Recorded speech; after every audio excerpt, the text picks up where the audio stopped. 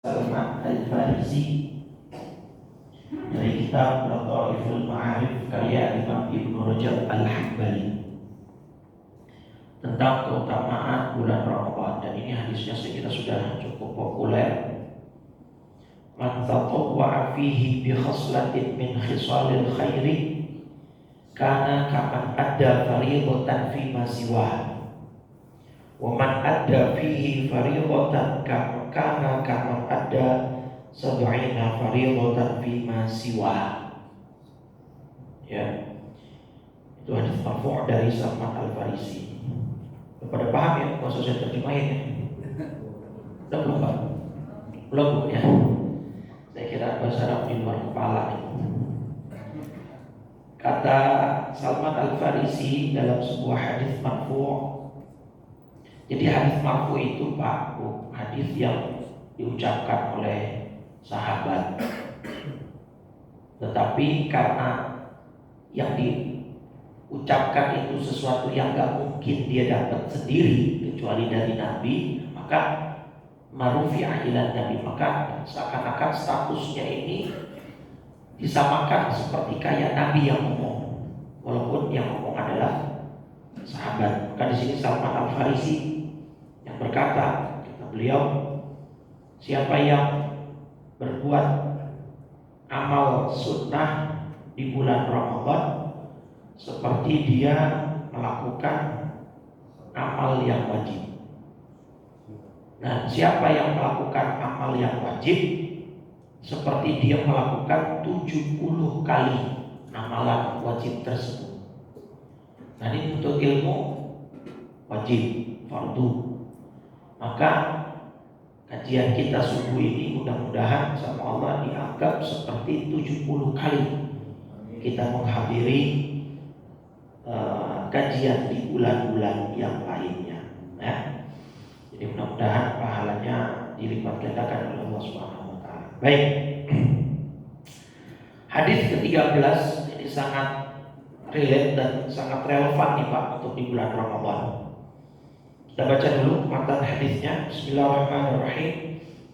Qala Syekhul Mu'allif rahimahullah wa adaman naf'a bihi wa bi barakati ulumihi wa bikum fid dharaini amin radhiyallahu ta'ala anhu wa akum. Al hadits tsalitsu asyar, hadis ke-13. An Abi Hamzah Anas bin Malik radhiyallahu anhu khadimi Rasulullah sallallahu alaihi wasallam. Hadis ini diriwayatkan dari Abu Hamzah Anas bin Malik. Semoga Allah meridhoinya. Beliau ini Anas bin Malik, Bapak Ibu, adalah khadim pelayan di rumah Nabi. Nah, beliau diantarkan langsung oleh ibunya yang bernama Ummu Sulaim saat umur Anas masih 10 tahun.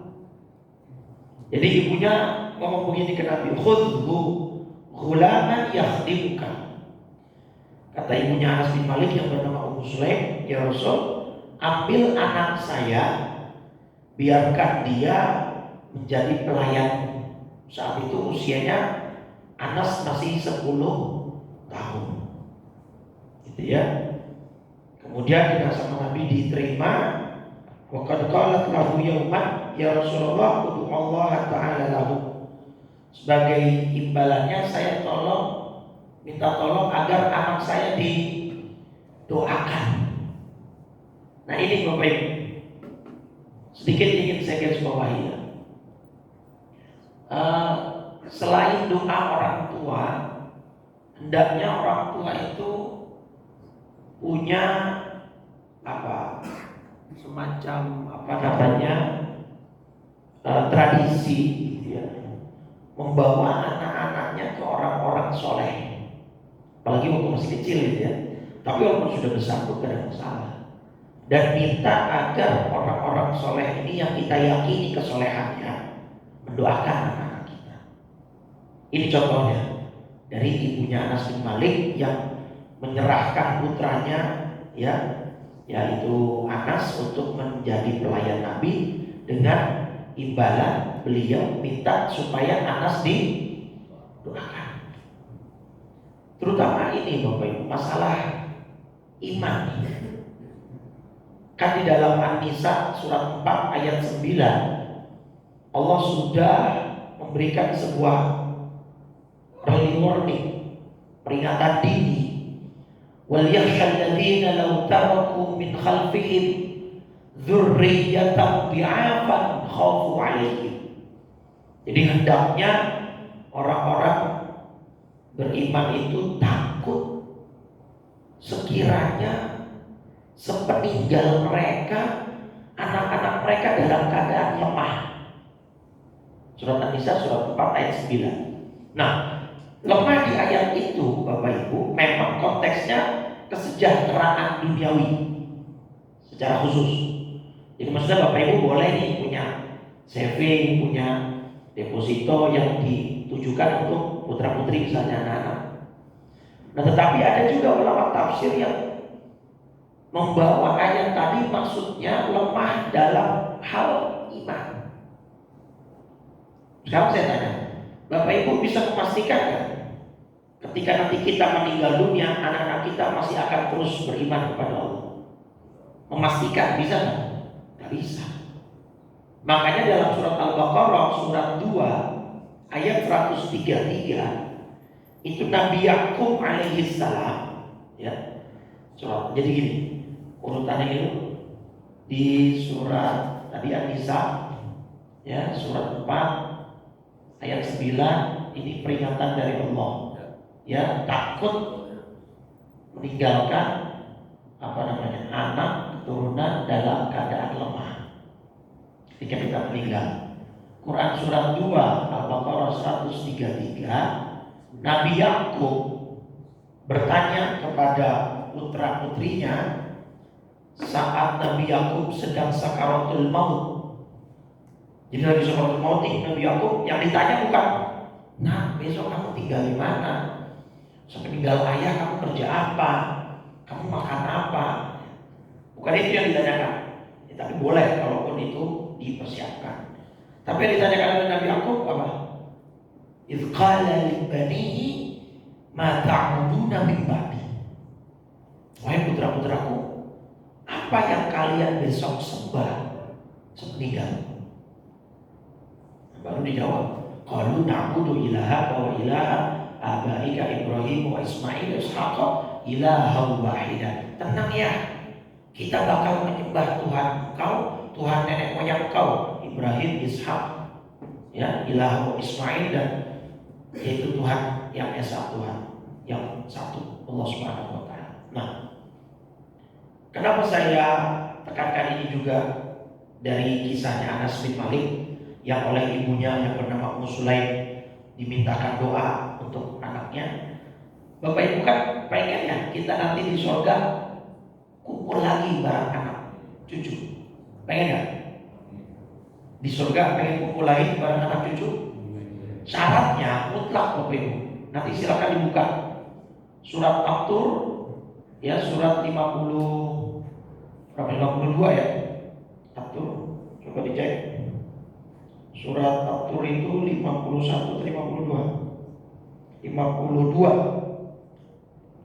52 ayat 21 ya. Surat 52 ayat 21 anak cucu bisa kumpul di surga dengan orang tuanya. Syaratnya apa di situ? Nanti dilihat. Wattaba'athum dzurriyyatuhum biiman. Syaratnya anak cucu mereka harus dalam iman, harus dalam keimanan.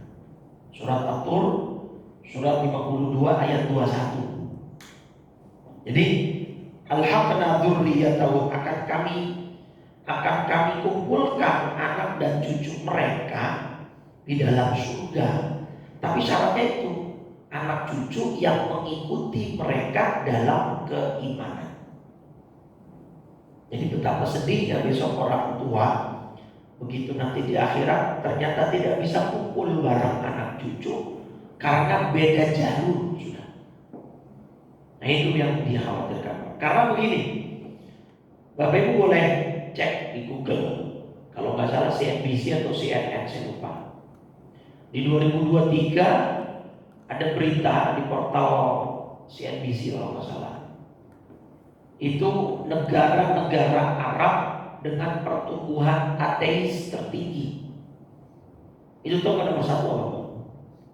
Negara Arab, negara Muslimah secara umum, nggak cuma Arab, negara Muslim dengan pertumbuhan, bukan jumlah terbanyak, bedakan ya, dengan pertumbuhan tertinggi ateisme. Artinya pemeluk ateisme bertambah, pertumbuhan yang cukup besar ditunjukkan di pusat statistika mereka. Nomor satu itu Arab Saudi. Ya, itu bisa dibuka portal yang saya ada ininya nanti kalau itu saya. Nomor satu Arab Saudi, nomor dua Irak, nomor tiga Lebanon, nomor empat Turki. Itu menurut data yang dipaparkan, kebanyakan yang berubah menjadi ateis itu adalah anak muda. Ya, anak mudanya, bukan orang tuanya. Pertumbuhannya cukup tinggi di 4 negara tersebut. Dan saya mengisi kajian di beberapa tempat juga mulai sudah ada pertanyaan begini, Pak. Seorang ibu tanya, Ustaz, ponakan saya nikah, saya boleh gak hadir? Nah, saya bilang, ibu kan tantenya, ibu kan hanya boleh, kalau bisa harus gitu. Enggak Ustaz, masalahnya ponakan saya nikahnya di gereja. Dia murtad karena ikut ininya, calonnya. Jadi ponakannya perempuan, calonnya ternyata ini, terus dia ikut calon suaminya murtad. Luar biasa. Atau sekarang Bapak klik di Google, ada fenomena sekarang namanya Kumailah Hakimah. Pernah dengar? Nama Kumailah Hakimah. Itu dia lagi rame nih Pak di medsos. Hafizah, perempuannya, lulusan kampus Al-Quran di Jakarta. Tapi sekarang bikin heboh, buka aurat, datang di podcast manapun, menggelorakan kalimat ngafal Quran gak ada gunanya. Terus beberapa statement-statementnya yang kontroversial, mulai dari mukjizat para nabi, katanya dongeng. Oh banyak Pak. Namanya Kumailah Hakimah, pakai KH, Kumailah Hakimah. Itu lebih ramai sekali. Dan latar belakang keluarganya agamis dan akademis. Kalau nggak salah orang tuanya punya yayasan atau apa gitu, pokoknya akademis dan agamis dan hafizah. Dan kebetulan kenapa saya tahu begitu, karena yang bersangkutan kakak kelas istri saya di kampus Al-Quran tersebut. Dulunya waktu di kampus Al-Qurannya berprestasi Pak, ujian selalu dapat nilai bagus. Tapi sekarang buka-bukaan auratnya Pak, pakai baju ketekan, wah minim-minim sekali. Dan datang ke podcast-podcast membuat kalian ngapain sih, orang tua pengen anaknya ngapal Quran, gak ada gunanya. Ngomongin Pak. Maksud saya apa, menampilkan kasus-kasus studi seperti itu. Lagi-lagi Pak, hidayah, iman, taufik itu mutlak prerogatif Allah. Nah maka sama Allah kita disuruh khawatir. Apakah khawatir saja? Harus ada actionnya. Salah satunya apa? Nah di bulan Ramadan ini saya kira waktu yang tepat untuk apa? Menempa kerohanian anak-anak putra putri kita. Apalagi kan liburan sekolah cukup panjang, nanti kan dimajukan lagi ya. Dari mulai tanggal 21 Maret sampai berapa, 9 April apa? 8 April. Nah, ini kan Bapak Ibu ya. Jelas saya kira ya. Ini contoh dari ibunya Anas bin Malik, yaitu bernama Ummu Sulaim, yang membawa putranya ke Nabi untuk dijadikan pelayan. Tetapi sebagai imbalan, Ummu Sulaim minta agar putranya didoakan. Salah satu cara untuk kita menjaga keimanan dan keislaman putra putri kita bisa minta doa dari orang-orang soleh, dan jangan diremehkan itu. Ya tentu orang-orang yang kita yakini kesolehannya, ketakwaannya kepada Allah. Kadang-kala nggak mesti ustadz yang terkenal, Pak. Kadang-kala ustadz-ustadz di kampung, itu guru ngaji kita zaman dulu, yang ikhlasnya luar biasa. Nah, kadang-kadang doa-doa mereka itulah yang justru apa ya? Kalau bisa dibilang mungkin yang lebih cepat menembus langit gitu ya. Karena keikhlasan beliau. Nah, maka saya kira ini bisa ditiru ya, apa yang dilakukan oleh Ummu Sulaim, yaitu ibunya Anas bin Malik. Karena hadis ini diriwayatkan oleh Anas bin Malik, begitu maka di syarahnya dijelaskan dan ini kan apa namanya dan doanya Nabi apa kepada Anas bin Malik? Allahumma akthir ma'lahu wa waladahu wa barik lahu fihi wa adkhilhul jannah. Akhirnya Nabi doakan, ya Allah, perbanyak anaknya, perbanyak hartanya, berkahi dia di dalam semuanya dan masukkan dia ke dalam surga. Dan tahu akhirnya Anas bin Malik punya anak berapa? Mi'ah wa khamsata wa ishrina dzukuran. Anas bin Malik gara-gara didoakan Nabi punya anak banyak, akhirnya anak beliau 125.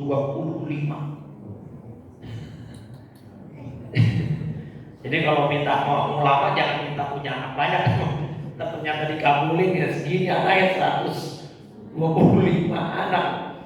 Ya putra-putranya Anas bin Malik itu gara-gara doanya Nabi. Tapi yang poin terpenting wa adkhilhul jannah. Masukkanlah anak ini ke dalam surga. Itu yang mahal. Kalau sudah didoakan masuk surga, berarti kan otomatis matinya bahwa iman itu sudah sangat mutlak. Wala tamutunna illa wa antum, itu sudah sangat mutlak. Jadi udah lazim pasti begitu. Nah, itu satu tentang Anas bin Malik ya. Kita bicara tentang perawi hadis ini. Yang kedua, ini juga saya kira relate dengan isi tentang hadisnya karena hadisnya singkat sih. Jadi di dalam hadis Bukhari 6038 nomor hadisnya. Hadis riwayat Al-Bukhari ya, nomor 6038. Anas bin Malik membuat pengakuan di hadisnya. Kata beliau, khadimtun Nabiyya sallallahu alaihi wasallam asyra sinin. Saya melayani Nabi selama 10 tahun. Fama qala li uff. Dan Nabi tidak pernah meninggikan suaranya kepadaku. Jadi ini akhlak kita sebagai majikan kepada ART ya, kepada mbak atau mas-mas yang kerja di rumah kita lah, driver atau tukang kebunnya atau ART-nya. Jadi Nabi, ini pengakuan Anas bin Malik sendiri, selama saya 10 tahun melayani Rasulullah SAW. Nabi tak pernah, jangankan suara tinggi, ngomong kamu nih, itu gak pernah. Wala, dan juga tidak pernah Nabi mengatakan 5 sanata, kamu kenapa begini sih?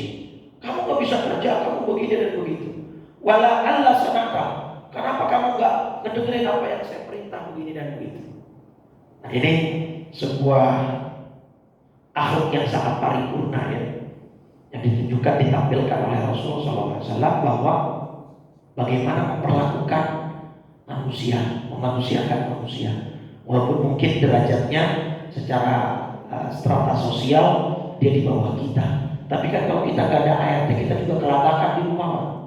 Lebaran nih, ART pada pulang kampung semua, kan berasa tuh, gitu ya. Maka inilah akhlak Nabi yang bisa kita contoh. Makanya ada kalimat ada hadis la taghdab walakal jannah. Jangan marah maka bagimu surga. Itu maksudnya apa? Bukan berarti manusia nggak boleh punya sifat marah, itu manusiawi. Maksudnya jangan luapkan emosi kamu saat kamu sedang marah. Makanya Nabi tipsnya kalau lagi marah posisi berdiri disuruh ngapain? Duduk masih marah juga berbaring, masih marah juga ambil wudhu, karena wudhu dari apa? Air, dan marah dari setan dari api kan gitu. Masih marah juga apa? Sholat bisa, tapi kalau sholat kan gak khusyuk, lagi marah. mati gitu, tidur deh gitu ya. Itu kan hikmahnya, karena kalau kita posisi berdiri, ini kan posisi siap nyerah Pak. Kalau lagi emosi mungkin mukul, mungkin nendang. Tapi kalau duduk, ruang gerak dibatasi, berbaring apalagi. Nah, jadi yang dilarang itu luapan emosinya.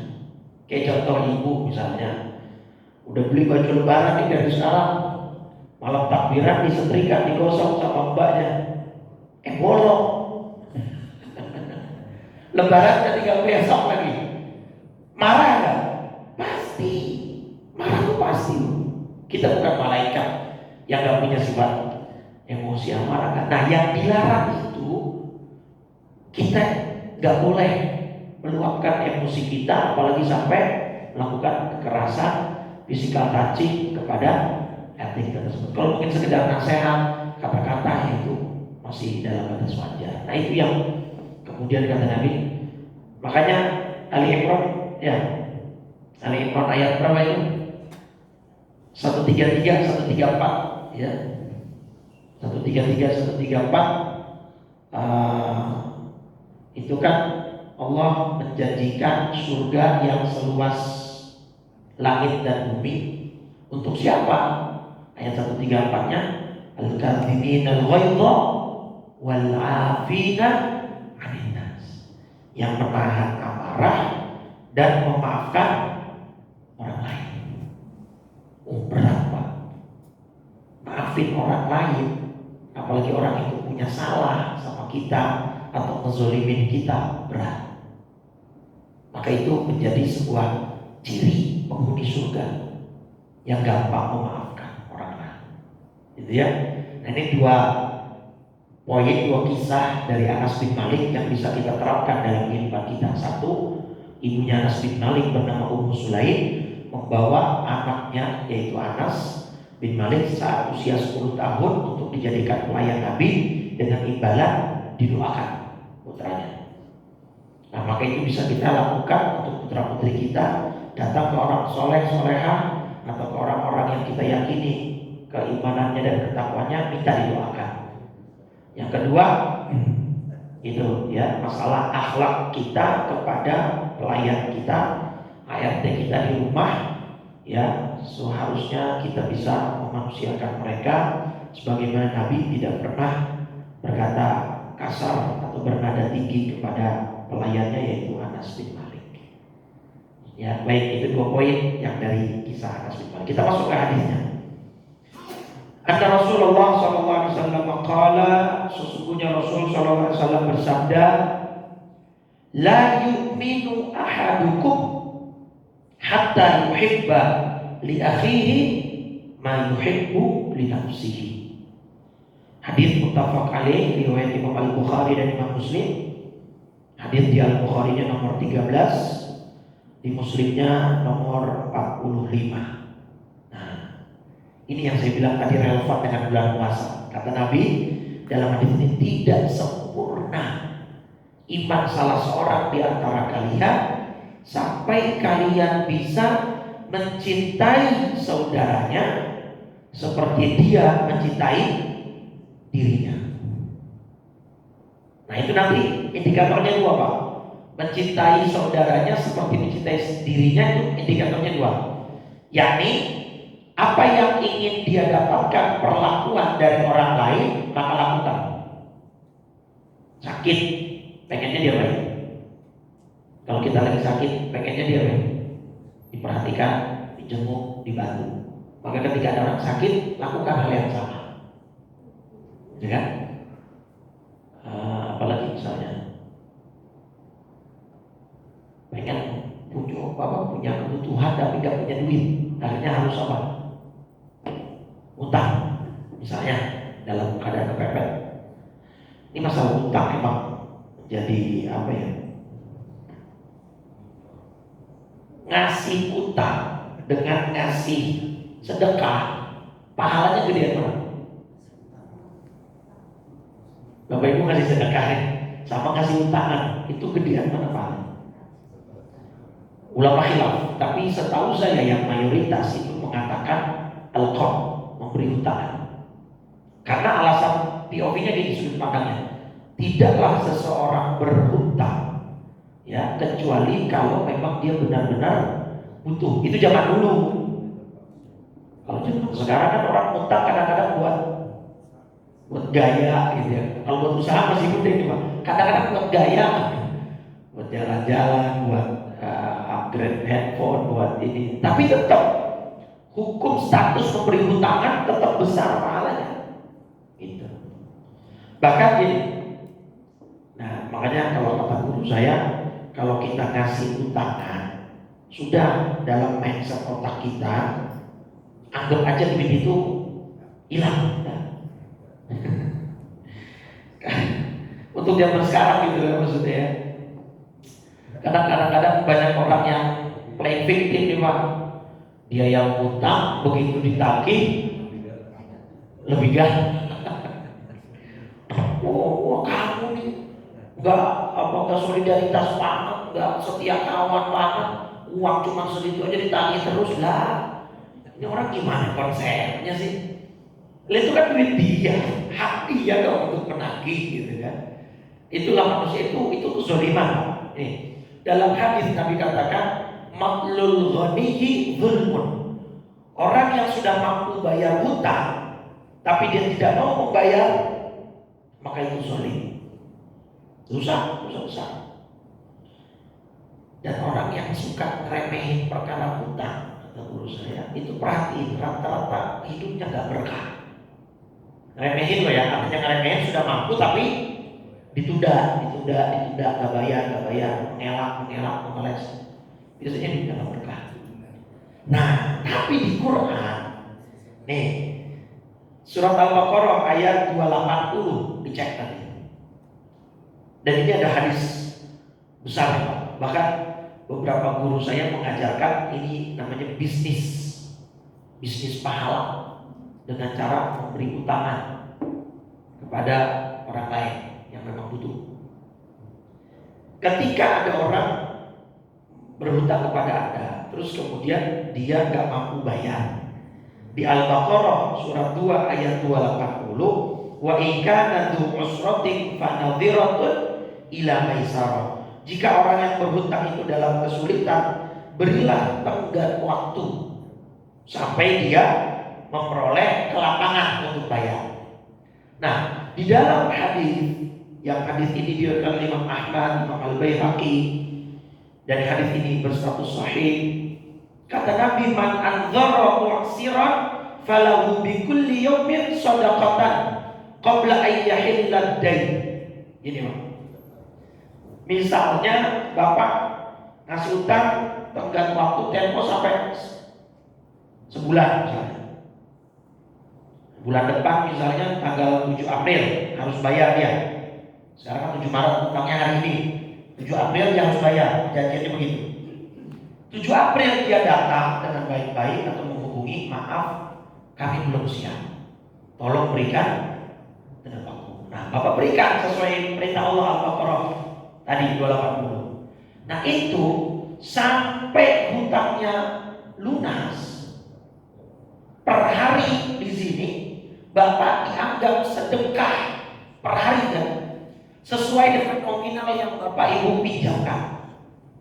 Misalnya Bapak Ibu pinjemin di sini 1 juta, maka dari 7 April sampai entah kapan dia nanti mampu bayar, atau misalkan di ini dulu, ditentukan dulu, minta lagi 1 bulan, berarti habis April lah.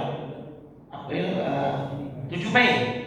Nah, dari 7 April sampai 7 Mei, Bapak Ibu dianggap sedekah senilai uang yang Bapak Ibu pinjamkan orang tadi. Jadi 1 hari sampai per hari ya, sampai 7 Mei berarti 1 bulan 30 hari, itu Bapak Ibu seakan-akan berarti sedekah berapa juta? 30 juta. Karena kan seharinya 1 juta. Nah, misal dalam hadisnya lagi, saya bacakan lagi. Fa idza halal dainu fa'tarahu falahu bi kulli yawmin mithlahi shadaqah. Misalnya dari 7 Mei ini dia minta tenggat waktu lagi. Kita belum siap. Sampai misalkan 7 Mei habis Mei apa? Juni. Di sini per hari Bapak Ibu dianggap 2 kali lipat sedekahnya per hari dari nominal yang Bapak Ibu pinjamkan. Kalau di sini tadi yang di tenggat waktu yang pertama per harinya dianggap sedekah 1 juta sesuai nominal yang dipinjamkan, berarti kalau di sini per harinya dianggap seperti bersedekah 2 juta seharinya. Kali 30 hari misalnya, dia beda tenggat waktunya berarti 60 juta sedekahnya. Nah, gitu. Jadi kalau kita nggak ngeluarin duit tapi pahalanya, nah itu namanya bisnis. Bisnis cuman jangan dibuat main. Kalau benar-benar ada orang yang memang butuh, gitu ya. Tapi inilah pahalanya Pak. Itu kan kalau kita pengen mendapatkan bantuan, ya kita pengennya dibantu. Maka ketika ada orang membutuhkan bantuan, kita siap bantu. Jadi itu yang pertama Pak, indikator mencintai saudara itu adalah apa yang ingin kita dapatkan dari orang lain, ya maka kita harus lakukan hal yang sama kepada orang lain. Indikator kedua atau kualifikasi kedua mencintai saudara itu apa? Kalau kita nggak pengen diperlakukan sesuatu oleh orang lain, jangan melakukan sesuatu itu kepada orang lain. Paham maksudnya? Kita nggak pengen diganggu, maka jangan ganggu orang lain. Kita nggak pengen dibohongin, maka jangan bohongin orang lain. Kita nggak mau dikhianatin, maka jangan khianatin orang lain. Nah itu. Jadi 2 kualifikasi mencintai saudara selama muslim seperti mencintai sendiri adalah apa yang kita pengen dapat dari orang lain, ya kita lakukan hal yang sama. Apa yang kita nggak pengen dari orang lain, maka jangan lakukan hal yang sama kepada orang tersebut. Nah, di Ramadan ini luar biasa Pak. Kata Nabi dalam hadis Tirmidzi, terutama nih ya masalah berbagi ini Pak. Karena gini Pak, coba kalau saya tanya, hablum minallah sama hablum minannas dalam tataran yang sunnah itu besaran mana pahalanya? Dalam tataran yang sunnah ya. Dari tataran yang sunnah, kira-kira mana yang lebih besar? Nih, ada hadis ya dari Ibnu Abi Dunya di dalam Qada'ul Hawaij, dan ini hadisnya hasan, saya kutip dari Jami' Shahihnya Albani. Kata Nabi, ahabbun nas ilallahi anfa'uhum. Manusia yang paling Allah suka itu yang paling manfaat. Wa ahabbul a'mal ilallah, dan amal yang paling Allah suka sururun tudkhiluhu ala muslim, kebahagiaan yang Anda sisipkan di hati seorang muslim. Itu amal yang paling Allah suka dia. Artinya gampangnya nyenengin orang lain. Kayak lebaran Bapak Ibu, ngapain capek-capek pakai tukar uang baru?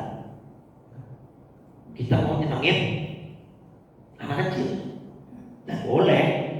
Cuma yang perlu diperhatikan nukernya nih, jangan sampai terjadi unsur riba. Kalau di pinggir jalan kan kadang-kadang kita nuker 1 juta, ya kita nuker 1 juta dibalikinnya 950 misalnya. Dia minta uang 50, itu kan bisa jadi ada unsur ribawinya. Yang paling aman sih ke bank ya, nominalnya kan sesuai dengan apa yang kita tukar. Kalau memang terpaksa kepepet di pinggir jalan, tipsnya gimana supaya nggak kena riba? Pak, ini bilang Pak, saya tukar nih 1 juta, Bapak kasih dulu saya 1 juta. Nanti ongkos Bapak tukar ke bank, saya bayar. Paham? Beda nggak dengan langsung tukar terus dikasih 9,5? Saya kasih 1 juta, Bapaknya kasih 9,5. Riba nggak kalau begitu? Riba, karena langsung kan transaksi begitu. Pak, Bu, sini saya tukar dulu nih 1 juta, Bapak kasih dulu saya 1 juta. Nah, Bapak kan ini perlu ongkos nih tukar ke sana. Saya kasih nih Pak, ongkosnya berapa? 50.000 nih saya kasih. Kayak gitu.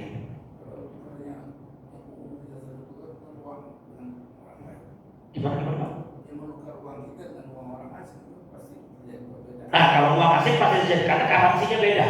Itu ulama tidak mempermasalahkan. Ibaratnya kayak Bapak nuker emas ke perak, pasti gramasinya beda kan, kayak gitu. Karena beda karansi kalau itu. Ya, jadi kalau perbedaan falas ya mata uang asing, karena perbedaan karansi seperti kayak Saya mau nuker perak dengan emas nih, berarti kan saya harus bayar peraknya lebih besar, lebih banyak gitu. Kayak gitulah ini ilustrasi. Tapi kalau satu currency nggak bisa, karena itu dia kayak emas ke emas.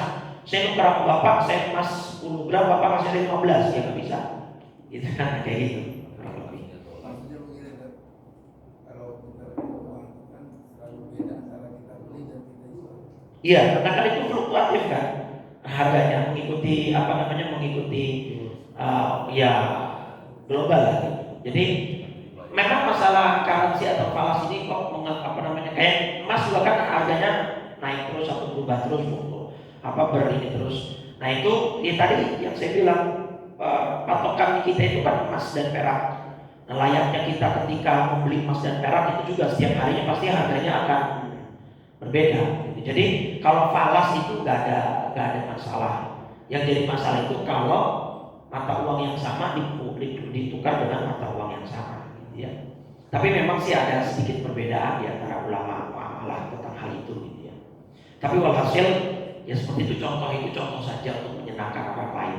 Nyenangin orang lain itu nggak sulit. Bapak Ibu naik Gojek, tarif 15.000, Bapak lebih jadi 20, udah seneng Pak. Ada paket Bapak kasih tips, ya udah senang gitu ya. Nah, terus apa lagi amal yang paling Allah suka? Taksyifu anhu kurbatan, bantu kesulitan orang lain. Taqdi anhu dainah, melunasi hutang orang lain. Berat gak melunasi hutang orang lain? Berat. Tapi kalau kita dihutangin terus kita bebasin, termasuk kayak melunasi hutang orang lain. Tadi itu kita hutangin, terus ternyata udah dikasih 2 kali tenggat waktu, udahlah, nggak usah dibayar, udah saya anggap lunas ikhlas. Sama kayak itu dengan melunasi hutang sama. Bahkan dia sudah mendapat tadi itu pahala yang jangan bersedekah dulu karena sudah memberi waktu cukup banyak gitu kan. Ujungnya dia ikhlasin, itu pahalanya nambah lagi. Iya Ustaz. Cuma ya. Dalilnya kepada yang itu kan yang menghutang, yang memberikan hutang. Kalau yang berhutang, Kenapa? kita nggak mampu atau kita menelantarkan ininya. Kalau dia sengaja menelantarkan hutangnya, tidak mau membayar, ya tadi masuk dalam kategori zalim. Az-zulmu zulmatun yaumil qiyamah, dan kezaliman itu sebuah kegelapan di hari kiamat. Jadi kalau ada orang menjadi berarti kreditur ya, orang yang berhutang kemudian yang menelantarkan kewajibannya, ya maka dia dimasukkan atau dikategorikan dalam unsur kezaliman. Nah, atau gini, dari awal dia sudah punya hitung-hitungan gak bakal bisa bayar, tapi sengaja dia tetap ngambil utangan, itu juga termasuk dosa.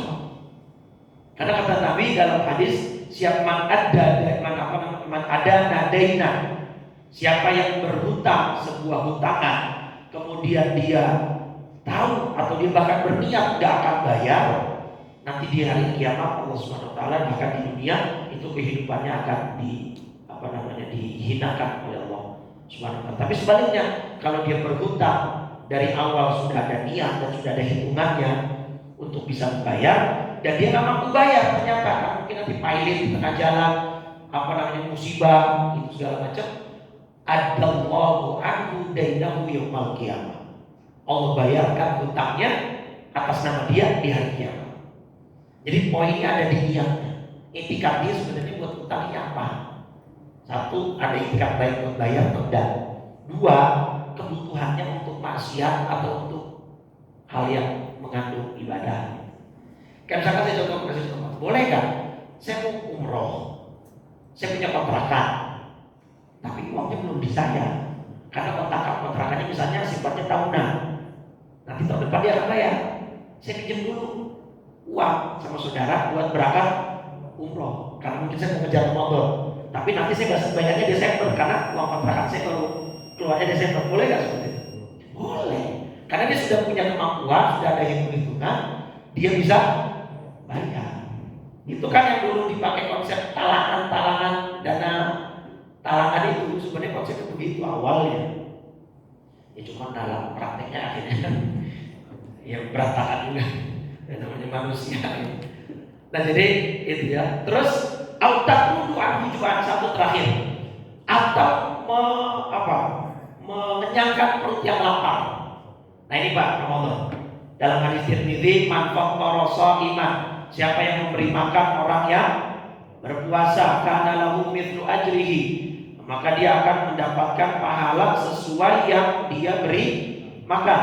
Ghaira ayatus min ajri sha'imi syai'a, tanpa mengurangi pahala yang dia beri makan sedikit pun. Nah itu ya, hadis Tirmidzi kan sayang Pak. Makanya nanti ini Bapak Ibu buka surat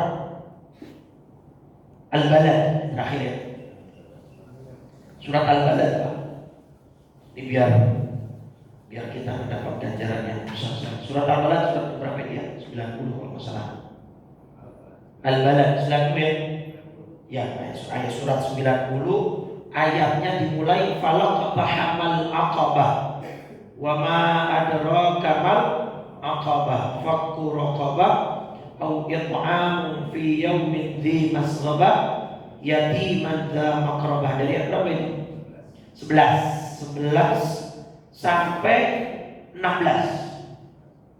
11 sampai 16. Baca terjemahannya. Al-Aqabah yang dimaksud ayat 11 Pak, itu adalah jalan mendaki yang sulit. Maksudnya apa jalan mendaki yang sulit? Sebagian mufassir mengatakan ibadah-ibadah di bawah ini setelah ayat 11-12 itu sulit dikerjakan, sulit untuk dilakukan karena nafsu, sukanya nggak mau. Apa itu ibadah yang disebutkan? Lihat Pak, semuanya koridornya hampir minan nas, fakku raqabah, membebaskan budak.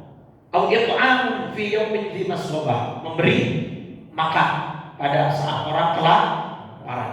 3, yatiman dza maqrabah, menyantuni. Nah, di sini Pak, menyantuni yatim yang ada hubungan keluarga. Jadi dalam skala prioritas Islam, yatim yang wajib harus Anda santuni adalah yatim yang Anda masih punya hubungan keluarga. Kenapa itu menjadi berat Pak? Karena satu, kalau kita menyantuni yatim keluarga, nggak ketahuan sama orang. Orang-orang yang butuh validasi, yang akan riya, nggak ketahuan kalau dia suka nyantunin yatim keluarganya. Misalkan dia punya ponakan yatim, punya sepupu yatim, itu dulu dalam agama yang harus disantuni Pak.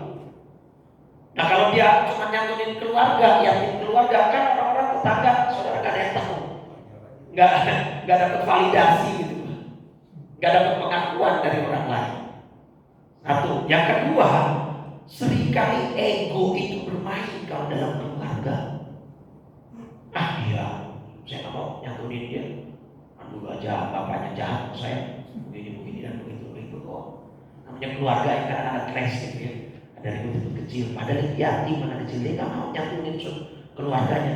Dia malah santunan ke yayasan yang lain, ke Bogor, ke Bandung. Bukan nggak boleh keluar, bukan nggak boleh Pak. Tapi ayatnya jelas, yatiman dza maqrabah, anak yatim yang punya hubungan keluarga, itu dulu yang diprioritaskan. Nah terus yang selanjutnya, au miskinan dza maqrabah, dan juga menyantuni orang miskin yang sangat fakir. Bayangin, Aqabah atau jalan sulit mendaki yang disebut oleh Al-Quran dalam surat Al-Balad ini semuanya hamdun minan nas.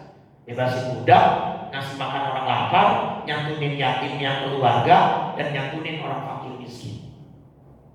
Nah, Ramadan itu kan menggugah kita untuk hamdun minan nasnya, karena kita biar ya Bapak Ibu yang Masya Allah keuangannya hampir kita nggak pernah ngerasain kelaparan, biar kita ngerasain kalau kelaparan nggak enak ya. Ada orang kelaparan mau makan tapi nggak bisa, ternyata tersiksa ya rasanya begini. Nah maka dari situlah keluar ya empati kita, simpati kita. Nah akhirnya berdampak, kita bisa berbagi. Kalau waktu saya di Mesir 2010 saya pernah jalan-jalan ke Mesir dari Hadramaut, itu di jalan-jalan protokol atau jalan-jalan besar, di pinggir jalan mereka ada khemah, ada tenda. Nah, jadi buat orang buka puasa ya, ambil takjil gratis gitu. Kalau di daerah-daerah Kholij, daerah negara-negara Teluk itu mereka bahkan orang-orang kayanya itu keluarin kulkas depan rumah loh. Diisi dengan awasir, aneka macam jus, watumur, korma dan lain sebagainya. Orang lewat ngambil gratis. Dari saking pengen sebanyak mungkin memberi makan orang puasa. Cuman saya amati cara begini nggak cocok di Jakarta. Kulkasnya diangkat. Kalau kita kemarin kulkas, pas mau 5 menit kulkasnya udah digondol juga. Ya, itu kan cuma teknis ya, yang penting kan spiritnya. Nah maka terakhir kesimpulannya, cintailah saudara kalian sebagaimana kalian mencintai diri kalian sendiri. Artinya apa yang ingin kalian dapatkan dari orang lain, lakukan hal yang sama kepada orang lain. Yang kedua, apa yang kamu tidak ingin ya diperlakukan oleh orang lain seperti itu, jangan melakukan orang lain seperti itu. Nah, 2 indikator ini saya kira kalau sudah bisa kita terapkan, insya Allah kita menjadi orang yang yang bisa menempuh al-qobah tadi, jalan menanjak yang sulit, yang balasannya di dalam Al-Balad 17-nya apa? Tsumma kana minal ladzina amanu wa tawassaw bis sabri wa tawassaw bil marhamah ulaika ashabul maimanah. Mereka termasuk orang yang ada di golongan kanan. Golongan kanan, golongan kiri ya ada di surat Al-Waqiah. Ashabul yamin, ashabul yamin fi sidrin makhlud dan seterusnya. Yang insyaallah kita bisa masuk ke dalam surganya Allah Subhanahu wa taala. Amin ya rabbal alamin. Baik Bapak Ibu, ayo kita tingkatkan kepekaan sosial kita, apalagi sekarang kita punya saudara di Jawa Barat, Puncak, Bogor, Bekasi ya, kena musibah banjir yang luar biasa. Mungkin ada open donasi yang dilakukan beberapa yayasan, ikut serta ya, ikut andil sekecil apapun, insya Allah itu akan menjadi bukti bahwa kita juga mencintai saudara sesama muslim seperti kita mencintai diri kita sendiri. Kalau kita yang kena banjir, kita pengennya dia dibantu, maka sedang ada yang banjir kita bantu. Kalau kita kelaparan, pengennya dikasih makanan, maka kalau ada orang lagi kelaparan, kita beri makanan dan seterusnya. Mudah-mudahan dengan begitu kita menjadi hamba Allah yang muttaqin. Amin ya rabbal alamin. Baik. Kita akhiri kajian kita. Ada pertanyaan? Tidak ada ya? Ada. Silakan. Kalau Al-Baqarah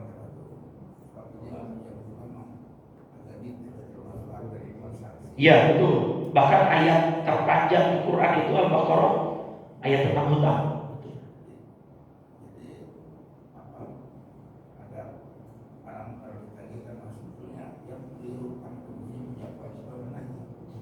Punya kewajiban menagih, ya. Dalam konteks dia wajib mengingatkan kewajiban saudaranya yang lain, ya. Karena yang kita punya kewajiban. Ya. Jadi maksud saya terus boleh nggak kita tuh menilai orang itu seperti mau dia membayar? Ya. Oh kitanya menilai. Kita mau kasih utangan, kita nilai nih. Mampu nggak ya? Kayak bank ya. Kan ada BI checking segala macam ya. Itu boleh Pak. Bapak misalnya mau ngasih utangan, nilainya sangat besar.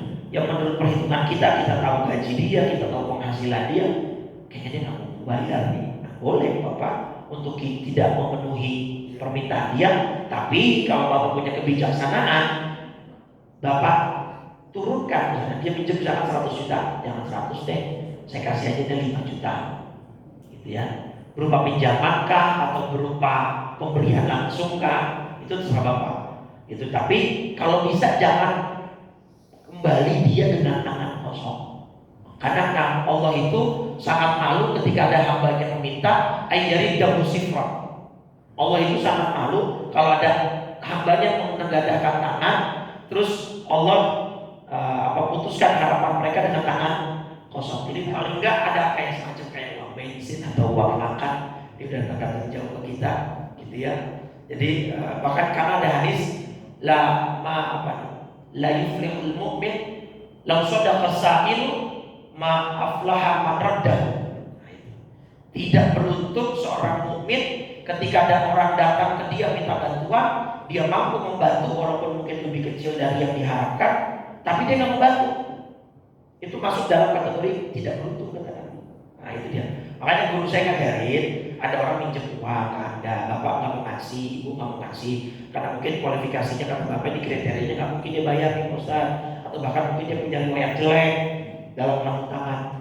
Ya udah, maaf ya Pak, Bu, saya belum bisa kasih pinjaman, tapi ini ada sedikit buat anak-anak, apa kasih 100.000 kah, 150.000 kah, supaya mengikuti sifat Allah yang Rahman dan Rahim. Kalau ada orang minta tidak dikembalikan dalam keadaan tangan kosong gitu maksudnya, iya, gitu ya.